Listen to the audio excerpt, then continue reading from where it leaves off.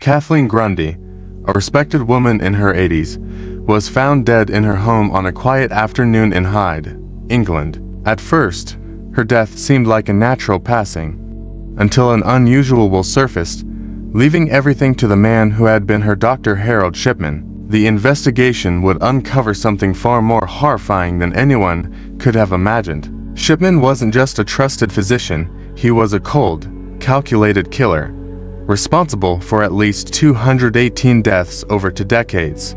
But why, and how did he get away with it for so long? Harold Shipman, a name that resonates with terror and disbelief, once served as a trusted physician in the quiet town of Hyde, Greater Manchester. For years, he was regarded as an upstanding member of the medical community, offering comfort to the ill and becoming an integral part of his patients' lives.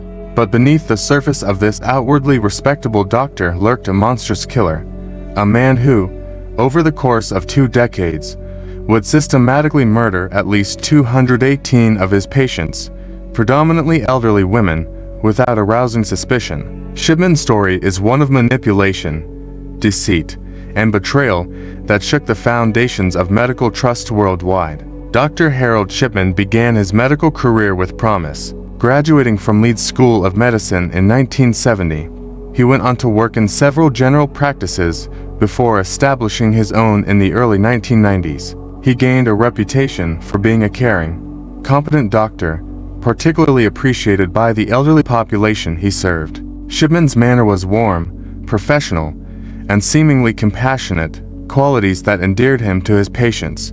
He was the type of doctor who would go the extra mile, often making house calls and staying late to ensure that his patients were well taken care of. In a small town where everyone knows each other's name, Shipman became a fixture in the community. His patients trusted him implicitly. He was the one they turned to when they were in pain, suffering, or simply needed someone to listen. Many of his patients, particularly elderly women, felt a deep bond with him, often seeing him as a source of reassurance during their later years. Shipman was a confidant, someone who knew their medical history, their fears, and their aspirations.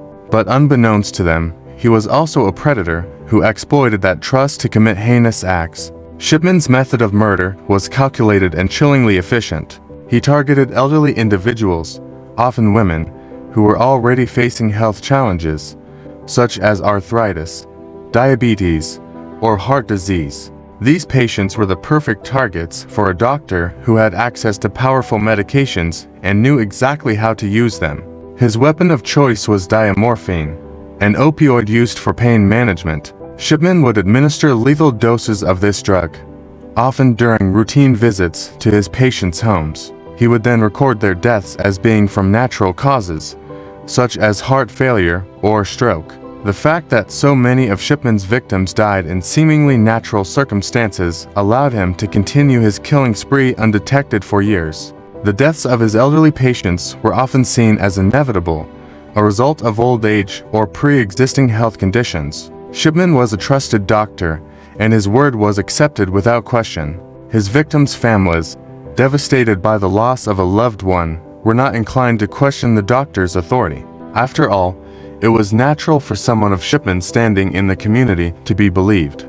However, as time passed, small inconsistencies began to emerge. Shipman's pattern of deaths was remarkably consistent. His victims tended to be elderly women in relatively good health who died suddenly, often with no prior warning. Many of these women had seen Shipman only a day or two before their deaths, reporting no signs of acute illness. A few patients had even been seen leaving his office, only to be found dead shortly afterward.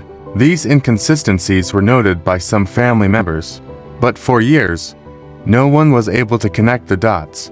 The turning point came in 1998 with the death of 81-year-old Kathleen Grundy, a well-respected woman in the community.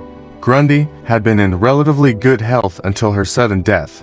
What raised suspicions, however, was the appearance of a new will that left her entire estate to Dr. Shipman, bypassing her children entirely. Her family, naturally alarmed, contacted the police. The investigation that followed would unravel the dark truth behind Shipman's seemingly perfect facade. When Kathleen's body was exhumed, toxicology tests revealed a lethal dose of diamorphine in her system, confirming that she had been murdered. But this was just the beginning. As detectives began to dig deeper, they discovered a disturbing pattern that connected Shipman to the deaths of many other patients. At first, the investigation focused on the 15 most suspicious deaths, but as authorities expanded their inquiries, the numbers continued to rise. Soon, the scale of Shipman's crimes became clear. The bodies of his victims were exhumed, revealing similar levels of diamorphine in their systems. It became evident that Shipman had been killing his patients systematically, covering his tracks with careful precision. As the investigation expanded, authorities began to uncover disturbing evidence of Shipman's methodical approach to murder. He had kept detailed records, including notes on each victim's medical history and the precise doses of drugs he had administered. These records were invaluable in piecing together his criminal activities. The investigation revealed that Shipman had taken advantage of his position as a trusted medical professional to carry out his killings without arousing suspicion. He was able to manipulate the medical system, falsifying records and bypassing safeguards that were in place to detect unusual patterns of deaths. The case against Shipman grew stronger with each passing day. But even as the evidence mounted, Shipman maintained his innocence. He insisted that the deaths were simply a result of his patient's natural decline. He claimed that he had never administered a lethal dose of any drug and that the allegations against him were part of a conspiracy. His defense was flimsy at best, but it was enough to prolong the investigation and delay his eventual arrest. Shipman's trial began in October 1999, and it quickly became one of the most high-profile cases in British legal history. The prosecution laid out a compelling case, presenting evidence of Shipman's pattern of murder and his manipulation of the medical system. They argued that Shipman had killed at least 218 patients over the course of 23 years, though the exact number may never be known. Shipman's defense, on the other hand, was centered around the claim that the deaths were all natural and that he was being unfairly targeted. But the evidence was irrefutable. In January 2000, Shipman was found guilty of 15 counts of murder and 1 count of forgery related to the fraudulent will of Kathleen Grundy. He was sentenced to life imprisonment without the possibility of parole.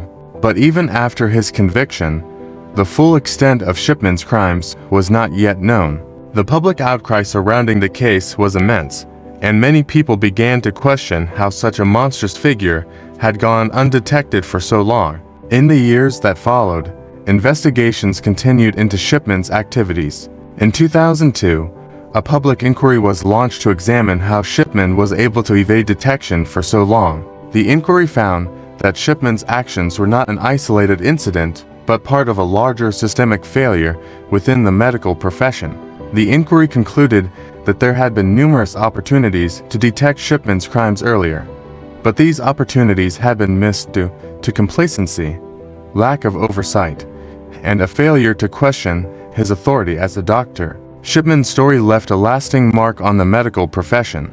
It prompted sweeping changes in the way doctors are monitored and how their practices are scrutinized. Many safeguards were put in place to prevent similar tragedies from occurring in the future. Yet, the case remains a chilling reminder of the dark potential lurking behind the facade of medical professionalism.